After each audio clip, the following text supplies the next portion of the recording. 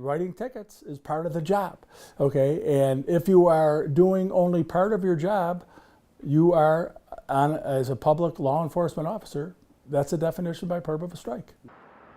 We begin tonight at 11 in the town of Tonawanda, where the battle between the town and its police union continues to unfold. Just weeks after an investigation found that officers participated in an illegal ticket strike for a 3-week period earlier this year, letters have now been sent to officers with consequences. Good evening. I'm Courtney Courtwright. Scott and Mary Alice are off tonight. To your sides, Andy Payton leads us off with those details.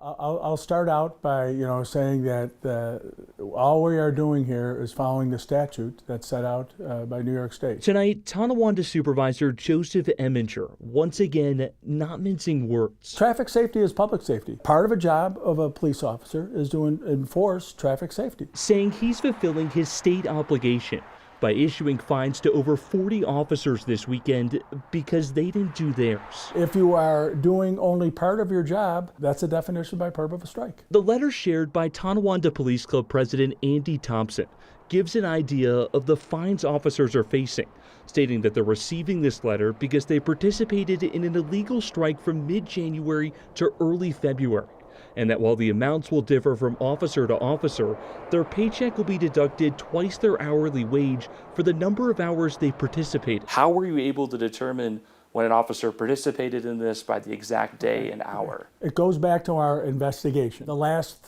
3-4 years, the average officer averaged roughly 1 ticket a day. But during the 3-week strike period this year, the supervisor says that number dropped to 0.14 tickets per day. It's still, just to be clear, right? There's no ticket quota for police officers. There is no quota. You're saying there's no a ticket quota?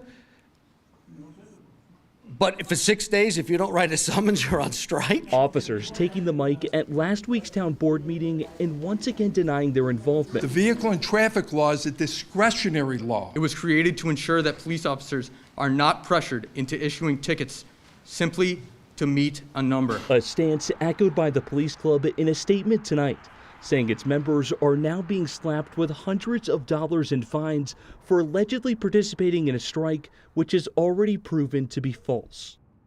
Courtney, each officer now has 20 days to appeal these fines, and the union is encouraging its members to attend the town's next board meeting, which is set for April 5th, to urge the supervisor to repeal these fines.